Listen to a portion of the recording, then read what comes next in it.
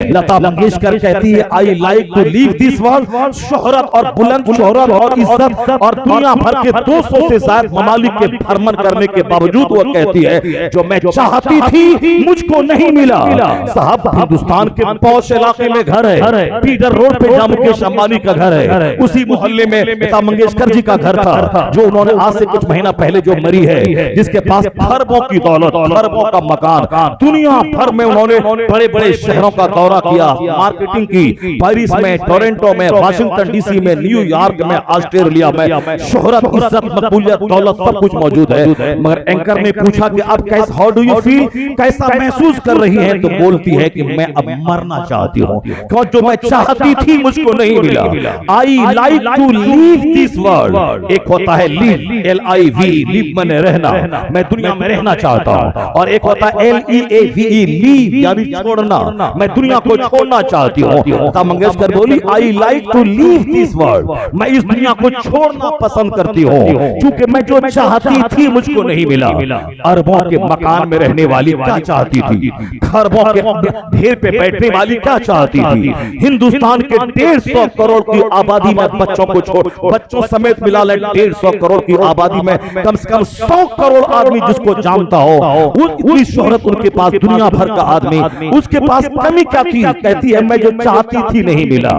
इसका मतलब है कि पूरा हिंदुस्तान जानता है फिर भी कोई चीज है जो वह चाहती थी वो चीज नहीं मिली। दुनिया भर में अमेरिका, यूरोप, हॉलैंड, ऑस्ट्रेलिया का दौरा करने वाली कहती है मैं जो चाहती थी मुझको नहीं मिला। क्या चाहती थी? सेटिस्फैक्शन ऑफ हार्ट, यानी इत्मीनान कल्ब चाहती थी, दिल का सुकून चाहती थी, जिंदगी की राहत चाहती थी। कहती है जिस दिन पार्टी फंक्शन हो, रिश्तेदार आते हैं, उसी दिन थोड़ा सा अच्छा लगता है जब रिश्तेदार घर में रहते हैं, और जब सारे लोग चले जाते हैं दीवारें काटने दौड़ती हैं। कितनी फिल्में देखो, मैं कितने अपने गाने सुनो, जो मैंने गाने गाए हैं उसी को मैं सुनती हूँ कि होने सुनो। कितनी फिल्में देखो, दिल नहीं लग रहा है। बंबई के पौष इलाके में मोदी का घर नहीं है जहां उनका घर है, जहां उत्तर प्रदेश के बड़े बड़े अरबपति का घर नहीं है, जहां राहुल गांधी का घर नहीं है, जो हिंदुस्तान का सबसे कीमती इलाका है हाजी अली का पीटर रोड, जहां हिंदुस्तान के 10 बड़े उद्योगपति सबका दफ्तर है, सबका अपना घर है, टाटा, बिरला, जिंदल, मित्तल, मुकेश अंबानी, अडानी, सबका घर उस एरिया में है। दिल्ली में घर नहीं बनाना चाहते वो, मगर उस एरिया में चूंकि हिंदुस्तान का सबसे कीमती इलाका है वो वहां घर है। हुकूमत ने अपनी सड़क टेढ़ी कर दी, मगर मंगेशकर के घर को टच नहीं किया। उन्होंने टच करना चाहा, बोली मैं बंबई छोड़ के चली जाऊंगी। गवर्नमेंट ने कहा तुम मत जाओ, तुम हमारी हिंदुस्तान के लिए फख्र हो, तुम वहीं पर हो, मैं सड़क घुमा लेता हूं मगर तुम्हारा घर वहीं रहेगा। इतनी इज्जत, इतनी शोहरत, मगर कहती है I like to leave this world, मैं इस दुनिया को छोड़ना चाहती हूँ। मैंने तफकीर की तमहीद में इसको इसीलिए टॉपिक बनाया है ताकि जो हमारे बच्चे जलसे में नहीं आते, जो जलसे में एक दिन आते हैं उसके बाद काफिरों की तरह जिंदगी गुजारते हैं, जो एक दिन जुलूस निकाला और उसके बाद सारी जिंदगी, सारा साल मस्जिदों का रुख नहीं करता, और घर में सारा कल्चर काफिराना कल्चर है, रहने का, सहने का, जीने का, खाने का, शादी ब्याह का, अकीका, खतना का, बर्थडे पार्टी का, वह सारा कल्चर काफिराना, जिसको देखने के बाद लगे कि यह काम किसी वली कुतुब अब्दाल की पैरवी में नहीं हो रहा, यह सारा काम फिल्म के एक्टर की पैरवी में हो रहा है। जैसे वो नाचा शादी ब्याह में वैसी शादी, जैसा डेकोरेशन वो फिल्म में करे वैसा डेकोरेशन, चाहे रिश्तेदार कैंसर से मर जाएं, दवाई के तरस जाएं, दूसरों के सामने चंदा करें, चाहे मदरसे के बच्चे मेहमान रसूल वो कड़ाके की सर्दी में कम्बल उसके पास ना हो, पतली दाल हो, सूखी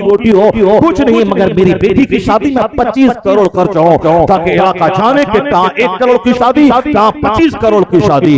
शोहरत, नामवरी, रियाकारी, तसन्नो, बनावट, फिल्मी शादी, फिल्मी स्टाइल, इसने मुझको तबाह कर दिया। वह जाने के जिस स्टाइल में तुम जीना चाहता है और जिसकी नकल तुम कर रहा है उसकी जिंदगी कैसी है, वो कैसे फील कर रही है जिसके गाने तुम गाता है। वो कहती है मैं दुनिया छोड़ना चाहती हूँ, मैं जो चाहती थी नहीं मिला। सुशांत सिंह राजपूत करोड़ों में खेलने वाला एक्टर वो फांसी के फंदे पे लटक गया, जो जिसका तुम गाना गाता है, जिसकी तुम चड्डी की नकल करता है, जिसके हाथ में धागा, गले में सोने का लॉकेट पहनता है, मजदूरी करके नमाज छोड़ के 2 पैसे कमा के उन्हीं काफिरों की तरह जीना चाहता है। वो काफिर कहता है कि वो जहर खा के मर रहा है। एक फिल्म की नाचने वाली हीरोइन इसी कोरोना काल में करोड़ों कमाने वाली तो 2-4 करोड़ के फ्लैट में रहने वाली वो जहर खा के मर गई। लाश जब सड़ी तो 4 दिन के बाद पुलिस वालों ने उसकी लाश को उसके फ्लैट से निकाला।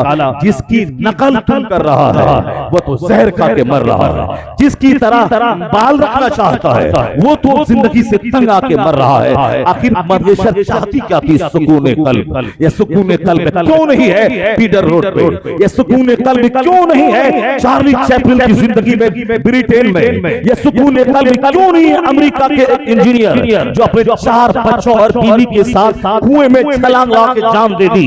हिंदुस्तान के वैल्यू के हिसाब से हर महीने 1 करोड़ रुपए कमाने वाला वो क्यों खुदकुशी कर लिया? पता चला कि मैं जिस सुकून की तलाश में सोफा गद्दा से घर भरना चाहता हूं, चाहे नमाज छूटे, रोजा छूटे, हज छूटे, ज़कात छूटे, आलिम छूटे, मौलवी छूटे, जन्नत छूटे, सब छूटे, मगर जिंदगी में ऐश चाहिए। अच्छा घर, अच्छा लग्जरियस फूड्स चाहिए, घर में कीमती गाड़ी चाहिए, कीमती जेवर चाहिए, खाने पीने का आराम चाहिए। जिसके पास तुम्हारे मुकाबले में करोड़ गुना ज्यादा दौलत है वहां तो चेहरा उजड़ा हुआ है, वहां तो खुदकुशी के वारदात हैं, वहां तो फांसी के फंदे पे लोग लटक रहे हैं। इसका मतलब ये निकला कि बंदा चाहे 1000 हाथ पैर मारे, ये 1000 सर पटक ले दीवार से और सुकून पाने के लिए नौकरी खोजे या बिजनेस बढ़ाए, मगर सुकून नहीं है। शुरू में तो बोलता है कि मौलाना बड़ा अच्छा रहता हूं, पर 1 घंटे की तन्हाई जहां मिलती है तो अंदर का सारा गम आंख के रास्ते से बह जाता है। हजरत दुआ कर दीजिए, हजरत तावीज लिख दीजिए, बड़ा टेंशन है, बड़ा गम है। 1 मिनट पहले गुटखा और पान खा के और सारे कपड़े को लाल रंग से खराब करके बोलता था अल्हम्दुलिल्लाह बहुत आराम से जीते हैं। जहां 1 घंटे की तन्हाई मिली सारा गम सीने का सामान पे आ गया। ये परेशानी, वो परेशानी, इसकी बीमारी, उसकी बीमारी, नमाज छोड़ के, ज़कात छोड़ के, इस्लाम छोड़कर, हुजूर की सुन्नतों को छोड़कर ये चाहता है कि मुझको सुकून मिले। नहीं है सुकून चार्ली चैपलिन की जिंदगी में नहीं है, जो बाइडेन की जिंदगी में नहीं है, टाटा बिरला के पास नहीं है। झूठे मुंह बोलना कि मैं मस्ती में रहता हूं और है, सीना फाड़ के देखना क्या गुजर रहा है ये और है। अल्लाह ने सच्चा सुकून ना महल में रखा है, ना गाड़ियों में रखा है, ना ऊंचे लग्जरियस लाइफ में रखा है, ना जबरदस्त खान पान में रखा है, ना शोहरत और मकबूलियत में रखा है। अल्लाह का साफ ऐलान है अला बिज़िक्रिल्लाह तत्मइन्नुल कुलूब, जान लेके दिलों को आराम तो अल्लाह की इबादत में मिलता है, अल्लाह के जिक्र में मिलता है, अल्लाह की याद में मिलता है। जहां फिल्मी जिंदगी है वहां आग लगी है, जहां जिक्र इलाही है, जहां तिलावत है, जहां सजदा है, जहां जिक्र इलाही है, जहां दुरूद है, अगर वह झोपड़ी में रहता हो अल्लाह उसे बादशाहों जैसा सुकून अता फरमाता है। अला बिज़िक्रिल्लाह तत्मइन्नुल कुलूब, जान लेके सच्चा सुकून तो अल्लाह की याद ही में मिलता है, इससे हट के नहीं मिलता। सरकार दो जहां की जिंदगी हमारे लिए एक ऐसा नमूना, एक ऐसा आइडियल है जो इस दुनिया में आने के बाद सिर्फ यही बताया है कि जीना कैसे चाहिए। हुजूर ने जीने का अंदाज बताया, वरना वह मुस्तफा जो दुनिया की तख्लीक से पहले करोड़ों साल पहले नूर की शक्ल में अर्श इलाही में चमक रहे थे, फिर उसी को सारे पैगंबरों के आखिर में बशरी स्ट्रक्चर, बशरी ढांचे में, इंसानी शक्ल में अल्लाह ने दुनिया में पैदा फरमाया ताकि हम हमारे जैसे लोगों को कयामत तक के लिए मुस्तफा एक मॉडल बन के काम करें। वो बता दें कि कैसे जीना है, वो बता दें कि कैसे जवानी गुजारनी, वो बता दें कि मेरा बचपन कैसे गुजरे, वो बता दें कि जंगी जिंदगी कैसे गुजारनी, जब जरूरत पड़ जाए मैदान जंग में कैसे लड़ना, जब जरूरत पड़ जाए सुलह के टेबल पर बैठ के कैसे बात करनी है, जब जरूरत पड़े तो अपने घर को किस तरह से जन्नती माहौल से सजाना है, किस तरह अपनी बीवियों के दरमियान अदल और इंसाफ करना है, किस तरह समाज के लोगों के साथ ट्रीटमेंट करना। हुजूर ने जिंदगी के हर पहलू पे इतना जबरदस्त मार्गदर्शन किया है, इतनी जबरदस्त रहनुमाई की है कि चाहे दुनिया 1000 इनकार करे मगर मानना होगा कि सबसे बेस्ट मेथड, सबसे शानदार तरीका वही है जो पैगंबर आजम का दिया हुआ है। आखिर वक्त में तो मानना ही पड़ेगा, क्योंकि सरकार दो अलैहिस्सलाम से बेहतर कोई इंसान न पहले पैदा हुआ न क़यामत तक पैदा होगा। अब जरूरत है कि हुस्न लाइफ स्टाइल स्टाइल कैसा दिया, उसने किस तरह हमारे किस तरह से मॉडल बने हैं। हाथ में झंडा लेना, जुलूस निकालना, जलसा करना, बकरा ज़बह करना, ये सब तो बिल्कुल आसान काम है, सस्ता काम है। मोहब्बत के इजहार का करोड़वां हिस्सा है और हकीकी मोहब्बत का मुजाहिरा यह है जिसको अल्लाह ने मेरे लिए मॉडल बना के भेजा है, उनको अपनी जिंदगी में, उनकी तालीमात को अपनी जिंदगी में नाफिज करना। यह सच्ची मोहब्बत है कि वो कैसे रहते थे मैं वैसे रहूं, ताकि मोहब्बत की पूरी झलक जिंदगी में आए। क्योंकि ये मुश्किल और टफ काम है, इसलिए टफ काम नहीं करना है। और एक दिन झंडा उठा लेना ये आसान काम है, इसलिए आसान काम सब लोग कर रहे हैं। 12 ईद मिलादुन नबी का जश्न सब मना रहे हैं, सोचते हैं कि जन्नत मेरी जागीर हो गई, अब मुझको जन्नत मिल जाएगी। लेकिन ऐसा नहीं है। खुश ख्यालों में जीना, खुश फहमियों में जीना, अपने से उसूल बना लेना कि ये करने से कामयाबी मिल जाएगी, ये अलग है। और सच्चाई अलग है, रियलिटी अलग है, हकीकत अलग है। मैं अजमेर जाऊंगा, गरीब नवाज के आस्थाने पे बैठ जाऊंगा, वहां एक 40 दिन का चिल्ला करूंगा, मेरा बेटा डीएम बन जाएगा। ये खुश ख्याली है, ये खुश फहमी है। और हकीकत क्या है?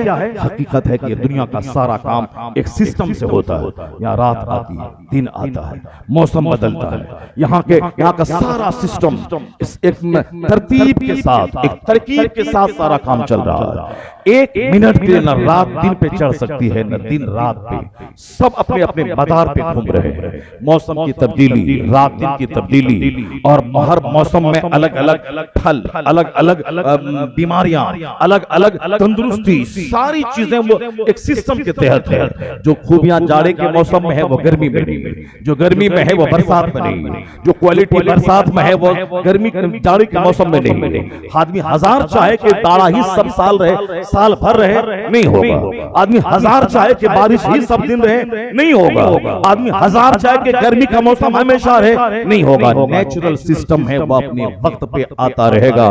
चाहे सारे लोग शराब पी ले, मौसम वक्त पे आएगा जाएगा। चाहे सारे लोग खाने काबा का गिलाफ थाम के उनके इर्द गिर्द सजदा करते हुए मुसलमान का ऐलान कर दें, तो ऐसा नहीं है कि सब दिन अब रात खत्म हो जाएगी, दिन ही रहेगा, नहीं होगा। दिन वक्त पे आके रहेगा, रात वक्त पे आके रहेगी, क्योंकि नेचुरल सिस्टम उसमें कोई तब्दीली नहीं आएगी। तो इस दुनिया को अल्लाह ने इस तरह से बनाया है, यहाँ मेहनत करनी होगी, यहाँ सिस्टम का फॉलो करना होगा। मेहनत करने का मतलब एक डीएम के बेटे को भी 12 घंटे पढ़ना पड़ेगा, एक मुसलमान के बेटे को भी 12-15 घंटे स्टडी करनी पड़ेगी। उनको स्कूल अच्छा चाहिए, ट्यूशन अच्छा चाहिए, कोचिंग सेंटर अच्छा चाहिए, अच्छा एनवायरनमेंट चाहिए, अब तब जाके वो अभी जहन भी चाहिए, तो उसके बाद तब बच्चा वो आईएएस ऑफिसर बन पाएगा।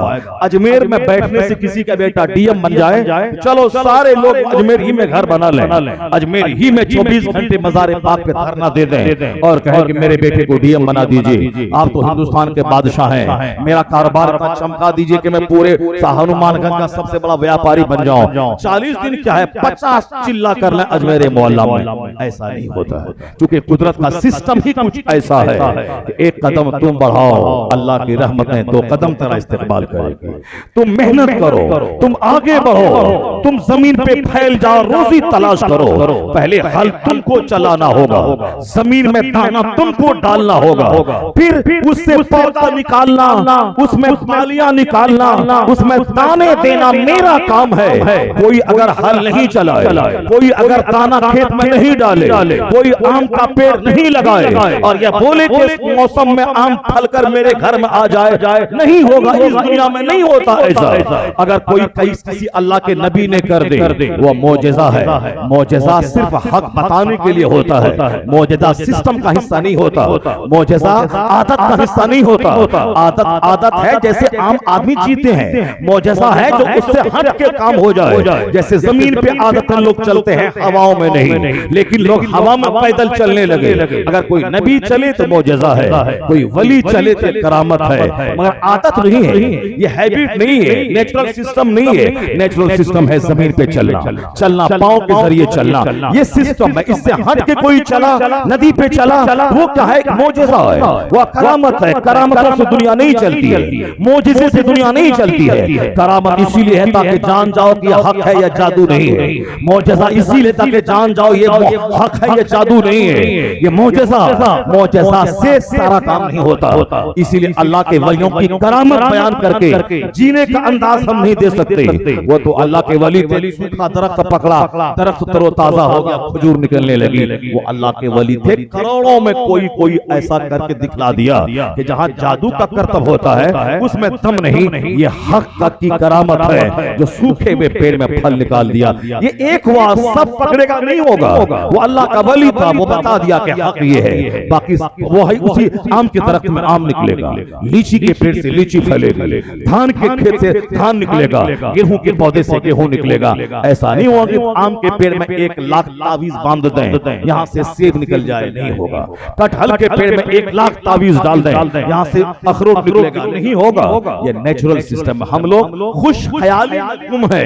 एक दिन का झंडा मुझको जन्नत लेके चला जाएगा, ठीक है। एक दिन सुबह से शाम तक दुकान में बैठे रहे, एक दिन बैठेंगे साल भर खाएंगे, ऐसा नहीं होगा। एक दिन दुकान में बैठो 5 बजे से लेकर रात के 10 बजे तक डेली बैठना पड़ेगा, तब जाके रोजी मिलेगी। एक दिन बैठ के साल भर खाना नहीं होगा।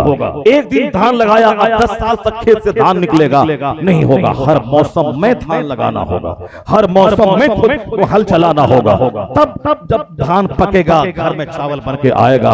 एक दिन निकल जाना साल भर के लिए काफी नहीं है। जैसे एक दिन खा लेना साल भर के लिए काफी नहीं है। जिंदा रहने के लिए डेली खाना होगा। अगर 3 टाइम नहीं तो 2 टाइम, 2 टाइम नहीं तो 1 टाइम खाना होगा।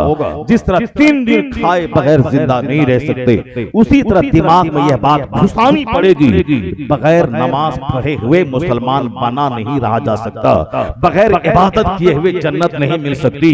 जब दुनिया में दुकान में न बैठूं तो पैसा मेरे घर में नहीं आएगा, तो फिर आखिरत के बारे में यह फॉर्मूला किसने बता दिया? एक बार सुभान अल्लाह बोलो तो जन्नत तेरी जागीर हो गई, नहीं होगा। जब दुनिया में चंद सिक्के कमाने के लिए दुनिया के सिस्टम का फॉलो करना है, उसके सिस्टम के साथ चलना है, डेली दुकान जाना है, बैठना है, तब पैसे आएंगे। मौसम में खेती लगानी है, तब दाना पक के घर आएगा। दरख्त लगाना होगा, उसकी निगरानी करनी पड़ेगी, जानवर से बचाना होगा, तब फलेगा। तो फिर यही सारा सिस्टम आखिरत के बारे में भी फिट करना होगा। ज़कात देनी पड़ेगी, रोजा रखना पड़ेगा, जिंदगी में एक बार हज करना पड़ेगा। रोजाना 24 घंटे जब अल्लाह का दिया हुआ हम सांस लेते हैं, खाना खाते हैं, जमीन पे रहते हैं, अल्लाह हवा को गायब कर दे तो सांस लेना मुश्किल हो जाए। तो 24 घंटे जिस रब की नेमतों का मैं इसमें फायदा उठा रहा हूं, 24 घंटे में 5 टाइम उस रब को सजदा करना होगा, ताकि 24 घंटे की नेमतों का शुक्र अदा हो जाए। जमीन पे रहता हूं, अल्लाह की दी हवा में सांस लेता हूं, अल्लाह की दी हुई आग से खाना बनाता हूं, अल्लाह की दी हुई रात में 8 घंटे गहरी नींद लेकर दिन भर की सारी थकावट दूर करता हूं। ऐसा नहीं कि दुनिया के मामले में चालाक हो गए, नहीं बैठे तो खेती नहीं होगी, और आखिरत के मामले में जाहिल डिग्रेड हो गए कि अल्लाह ताला जन्नत दे देगा।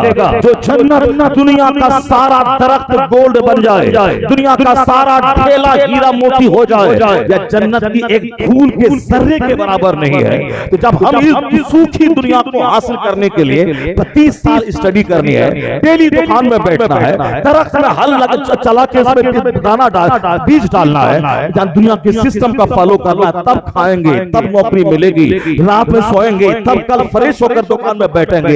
यही सारा फॉर्मूला आखिरत के बारे में हम जाहिल क्यों हो जाते? जब तक मैं नमाज़े फज्र न अदा करूं, उस वक्त तक मेरे चेहरे पे नूर नहीं आएगा। ज़ोहर न पढ़ो, रोजी की बरकत खत्म हो जाएगी। असर न पढ़ो, औलाद से बरकत, सेहत से बरकत खत्म हो जाएगी। मगरिब न पढ़ो, मेरी औलाद बाकी नाफरमान हो जाएगी। इशा न पढ़ो, नींद से राहत खत्म हो जाएगी। ज़कात न दो, यही सारा माल नाक बन के मुझको डसेगा, 99 अस्तहा सांप बन के मुझको डसेगा, यही सारा माल आग बन के मुझको जलाएगा अगर मैंने उसकी ज़कात नहीं निकाली। तो जिस तरह से दुनिया के बारे में बंदा चौकस है, नहीं जाऊं तो भूखा मर जाऊं, नहीं मेहनत करूं तो एग्जाम में पास नहीं करो, नहीं दुकान में जाऊं तो सामान खरीद के नहीं लाओ, यही सारी अक्लमंदी आखिरत के मामले में अगर बंदा कर दे तो फिर क्या है? दुनिया भी मिलेगी, उक़बा भी मिलेगा, मुस्तफा की शफाअत भी मिलेगी, हुस्न जमाल भी मिलेगा, सेहत तंदुरुस्ती भी मिलेगी, यानी दुनिया का सुकून भी मिलेगा, जन्नत की बहारें भी उस पे कुर्बान हो जाएगी। इससे हट के कोई दूसरा फॉर्मूला नहीं, इससे हट के अपना बनाया हुआ कानून नहीं चलता है कि दुकान में नहीं बैठेंगे तो पैसा दौड़ के हर दिन शाम में आ जाएगा। जब ये नहीं होगा तो वो भी नहीं होगा। फमन यअमल मिस्काल ज़र्रतिन खैरन यरा व मन यअमल मिस्काल ज़र्रतिन शर्रन यरा। राई के बराबर भी यहाँ बुराई होगी तो वहां देखा जाएगा, राई के बराबर नेकी होगी तो वहां देखा जाएगा। मैं तमहीद मुकम्मल करके फिर मैं तकरीर की तरफ लौटता हूँ। तमहीद मुकम्मल करते मैं बता देता हूँ, यह दुनिया और आखिरत तो आखिरत के सिस्टम, दुनिया के सिस्टम में एक छोटी सी झलक है जिसको मैं दुनिया में देखकर आखिरत को समझ सकता हूँ। वहां का अनार अलग है, यहाँ का अनार अलग है, लेकिन देखने में ये अनार उसी तरह का लगेगा। जन्नत का अनार, लज्जत अलग होगी, टेस्ट अलग होगा। दुनिया की बीवियां, खूबसूरती, उनकी जो लज्जतें हैं ये लज्जत अलग है। जन्नत की हूरों की लज्जत अलग है, मगर लज्जत एक टाइप की है। यहाँ भी सोहबत है, यहाँ भी मजामियत है, यहाँ भी हुस्न जमाल का दिल में उतरना है। इसीलिए जन्नत की हूरों की क्वालिटीज जो अल्लाह ने कुरान करीम में बयान किया है, अल्लाह ने फरमाया उनकी आंखें इतनी बड़ी होंगी कअन्नहुन्ना बीतुम मकनून, गोया तो अंडे हैं जो छुपा कर रख दिए गए हैं। यानी कुरान करीम में सूरह रहमान, सूरह हदीद, सूरह दुखान वगैरह से पढ़े आप, जन्नत की हूरों की सिफत है। हूरें ऐसी मिलेंगी कि लम यतमिसहुन्ना इंसुन क़ब्लहुम वला जान। अल्लाह कहता है कि जन्नत में तेरी बीवियां ऐसी मिलेंगी जिसको किसी इंसान और जिन्नात ने टच नहीं किया होगा। क्योंकि मर्दानगी की गैरत यह है कि जिससे मैं शादी करूं उसको कोई दूसरा टच नहीं करे।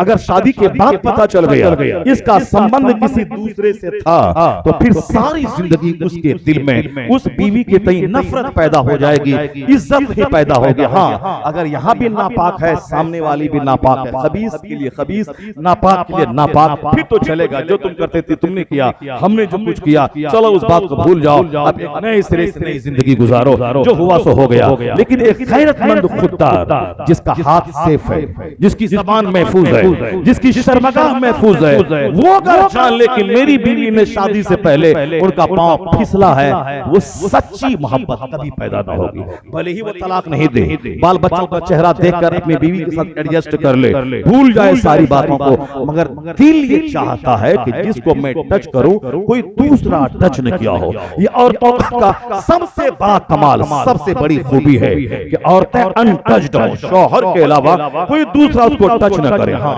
ज़मीर मुर्दा हो जाए, दिल मुर्दा हो जाए, जो चलेगा वो सब चलेगा।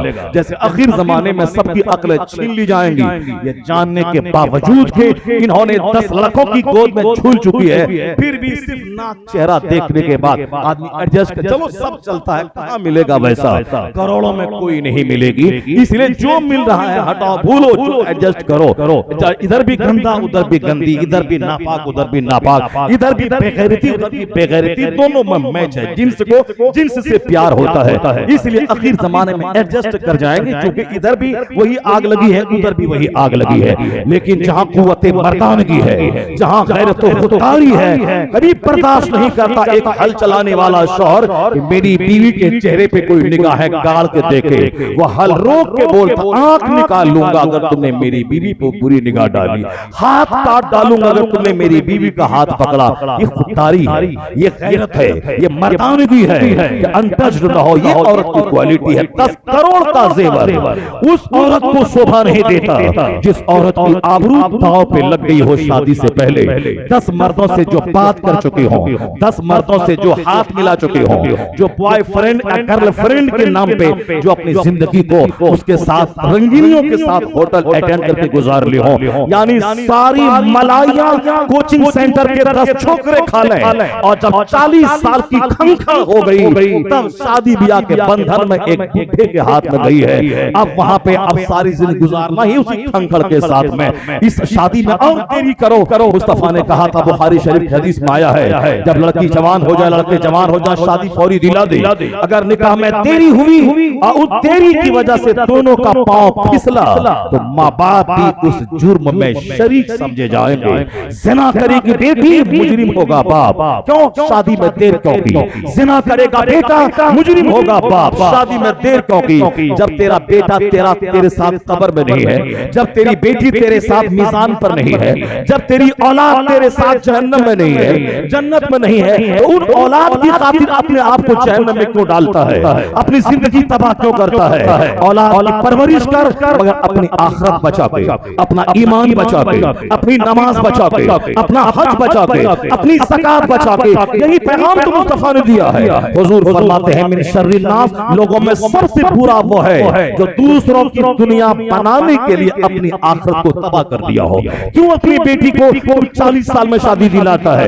क्यों इस कदर जमीन बेच के उसको पढ़ा करके कमाने के लायक बनाता है, जबकि उनका शौहर तुम ढूंढता है कि डॉक्टर मिले, जब वो खुद कमाता है 10 लाख रुपए महीना। तो अपनी बेटी को डॉक्टर बनाने का नशा क्यों चढ़ा है? बेटे से ज्यादा बेटी को डॉक्टर बनाने का नशा क्यों चढ़ा है? यह तजर्बा बोलता है 99% जहां मर्द शौहर भी कमाता हो और औरतें भी उसी के मुकाबिल में ज्यादा या कम कमाती हो, एडजस्टमेंट कभी नहीं होता है। क्योंकि जहां पैसा नहीं कमाती है वहां तो रात दिन जंग है, अखाड़ा घर बना रहता है। और जहां तो 4 लाख कमाने वाली हो उस घर का आलम क्या होगा? वो बसाहिर लिपस्टिक है, वो बसाहिर एक कार की ड्राइविंग है, वो बसाहिर एक साथ पार्टी फंक्शन में जाना है 50 करोड़ लाख का लिबास पहनकर, और घर की जिंदगी साल गुजर जाते, मोहब्बत से बात तक नहीं होती है, 24 घंटे गुजर जाते, एक बार चेहरा नहीं देखा जाता है। प्रैक्टिकल में जिंदगी गुजारना और है, पार्टी फंक्शन में जेवरात और कीमती कपड़े पहन के आके उंगली पकड़ के फंक्शन पर टेबल पर बैठ के खा के चले जाना और है। तो साहब डल झील में कश्ती पे खेलना और है, और अपने घर में 24 घंटे प्रैक्टिकल लाइफ में मुस्कुराती जिंदगी गुजारना और है।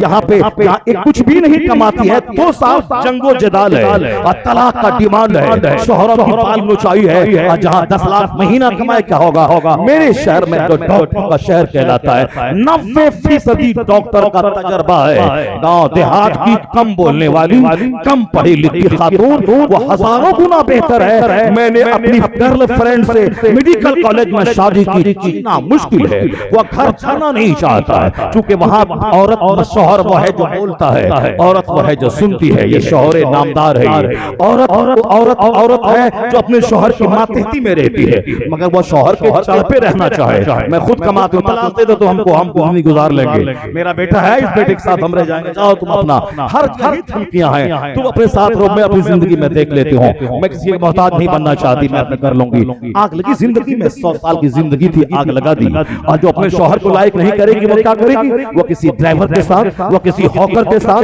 किसी दुकानदार के साथ, किसी सेल्समैन के साथ अपनी जिंदगी की रंगीला गुजारेंगी, और इज्जत वाली जिंदगी, जन्नत वाली जिंदगी को ठोकर मार देगी। तजर्बा है जामिया बिलाल में, बेंगलुरु में एक केस आया था, औरत भी आईएएस ऑफिसर डीएम थी, मर्द भी आईएएस ऑफिसर था, और वहां मुतालबा हुआ हम इनके साथ नहीं रहेंगे। मैं कहता हूं तू डीएम है, तेरा शौहर स्कूल का टीचर है, 10,000 महीना कमाता है, चलो मैच नहीं खा रहा। मैं आईएएस ऑफिसर वो टीचर है, मैं आईएएस ऑफिसर हूं, मेरा शौहर दारोगा है, मैच नहीं खा रहा। मैं आईएएस ऑफिसर हूं, मेरा शौहर ब्लॉक डेवलपमेंट ऑफिसर बीडीओ है, मैच नहीं खा रहा। मैं आईएएस ऑफिसर हूं, मेरा शौहर एक छोटा दुकानदार है, मैच नहीं खा रहा। तुम भी डीएम, तेरा शौहर भी डीएम, फिर क्यों इदारे शरिया में इस्तीफा किया कि मैं खोला लेना चाहती हूँ? क्यों? इसका मतलब है कि दिल में कोई दूसरा बस जाता है। अब शौहर के साथ इज्जत से नहीं रहे, मैं तेरी बात नहीं मैं सहूंगी। जब शौहर की बात नहीं सहेगी तो क्या होगा?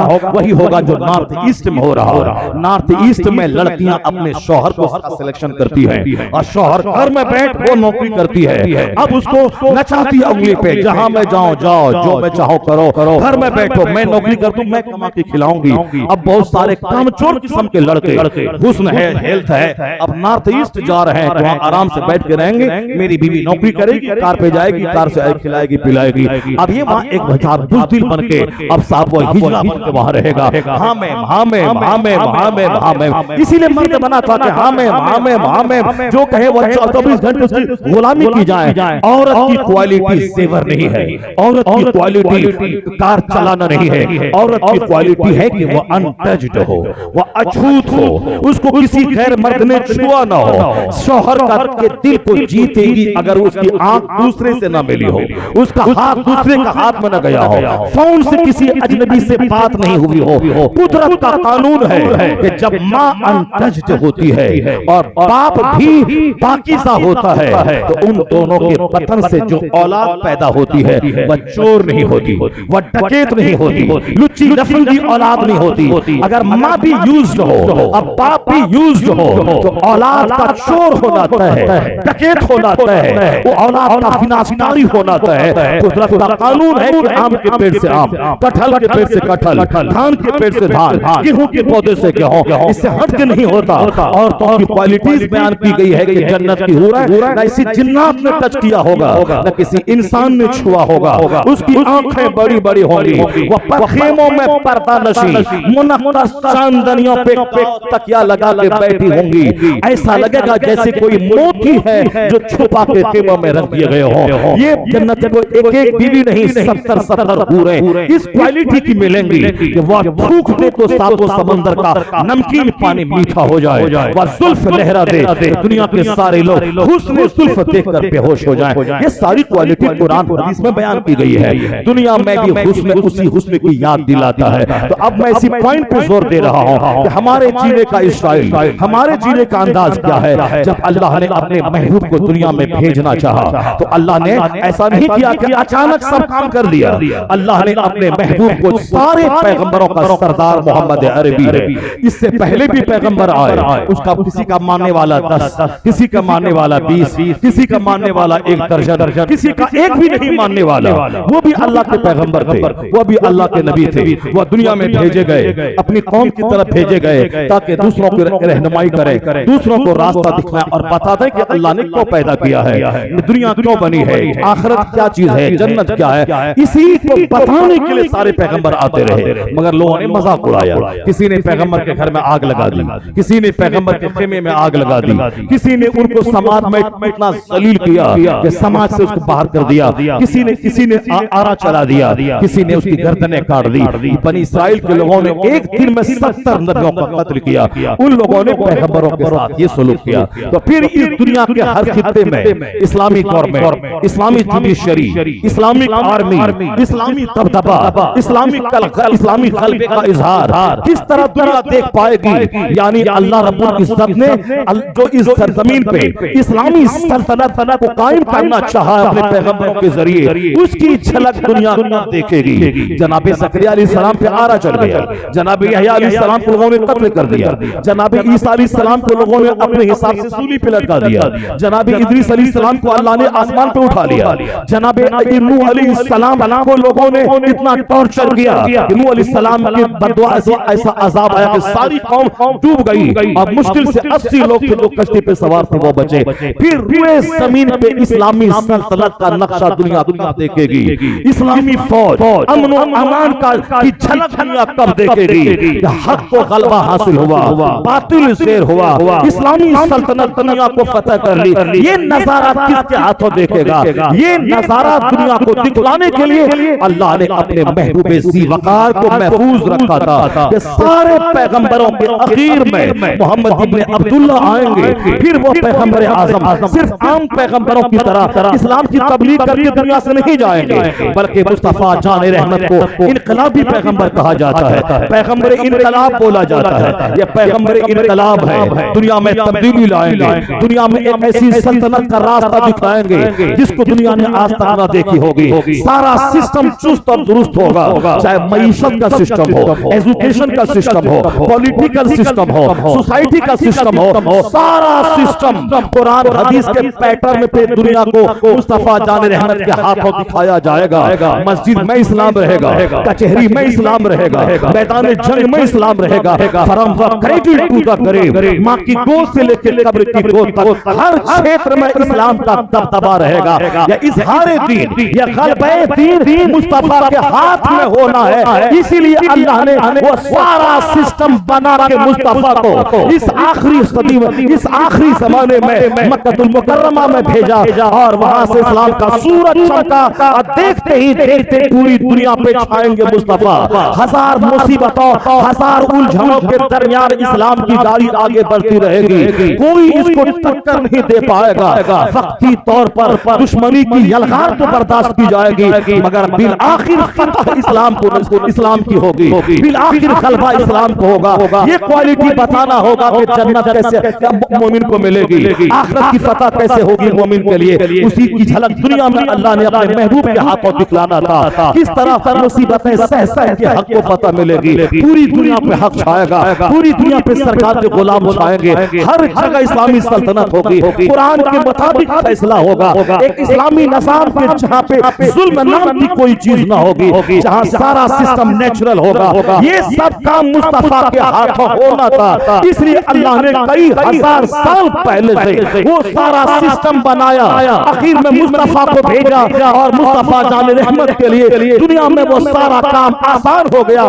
मोहम्मद अकेले थे, आज 200 करोड़ नाम के साथ लफ्ज़ मोहम्मद जुड़ा हुआ है। मोहम्मद अहसन, मोहम्मद कमर, मोहम्मद तौसीफ अकेले थे। मोहम्मद इब्न अब्दुल्ला, आज 200 करोड़ नाम के साथ लफ्ज़ मोहम्मद जुड़ा है। यह इस बात की दलील है मुस्तफा सिर्फ एक पैगंबर की हैसियत से नहीं बल्कि वह पैगंबर इनकलाब की हैसियत से आया है और सारी दुनिया में इस्लामी सल्तनत कायम करके बता दिया है किस तरह तदबीर के जरिया, हिकमत के जरिया, जिहाद के जरिया, मुसीबतों के सहने के जरिया एक नेचुरल सिस्टम से कैसे फतह हासिल की जाएगी। इसीलिए सरकार ने वो सारा सिस्टम तय किया। कभी रात में छुपे रहे, कभी तदबीर की, कभी गड्ढा खोदा, कभी फौज में कभी किसी जंग में शिकस्त हुई, उन तमाम सिस्टम का फॉलो करके आखिर में गलबा किसको हुआ? सारे काफिर धाराशायी हो गए। तब तबाह मुस्तफा जाने रहमत का पूरी दुनिया में कायम हो गया। यानी पैगंबर इनकलाब है मुस्तफा जाने रहमत। इस दिन के हाथों पे इजहार होना है, इस्लामी सल्तनत का इजहार होना है, सोसाइटी से लेकर घर तक इनकलाब बर्पा होना है। उसके लिए अल्लाह रब्बुल इज्जत ने एक जबरदस्त खानदान का इंतखाब किया, उसके लिए अल्लाह रब्बुल इज्जत जबरदस्त मिट्टी का इंतखाब किया, एक जबरदस्त खित्ते का इंतखाब किया। ऐसा नहीं होता कि दुनिया में बाप के चेहरे पे गोश्त न हो और बाप अंदर से बिल्कुल गिरगिट की तरह हो और बेटा उसका रुस्तम हो जाए, बेटा उसका सिकंदर हो जाए। ऐसा नहीं होता दुनिया में। आमतौर पर आप भी देखते होंगे कि जिस तरह के माँ बाप होते हैं उसी तरह की औलाद होती है, जिस तरह की जमीन होती है उसी तरह की फसल पैदा होती है। कश्मीर में बासमती धान नहीं होता है, कश्मीर में होता है सेब, कश्मीर में होता है अखरोट, कश्मीर में होता है जाफरान, कश्मीर में खेती होती है अनार की। उत्तर प्रदेश में कहीं अनार की खेती आप नहीं देखेंगे, इक्का दुक्का सूखा हुआ कोई पेड़ हो, छोटा सा फल निकल जाए, मगर जो नेचुरल सिस्टम के हिसाब से जमीन जो फसल उगाने वाली होती है वो कश्मीर की है, वो हर जगह नहीं होती। संतरा हर जगह नहीं होता, उसकी जमीन अलग अलग होती है। हर जगह का बच्चा बहादुर पहलवान मुत्तकी कुतुब अब्दाल भी होता है।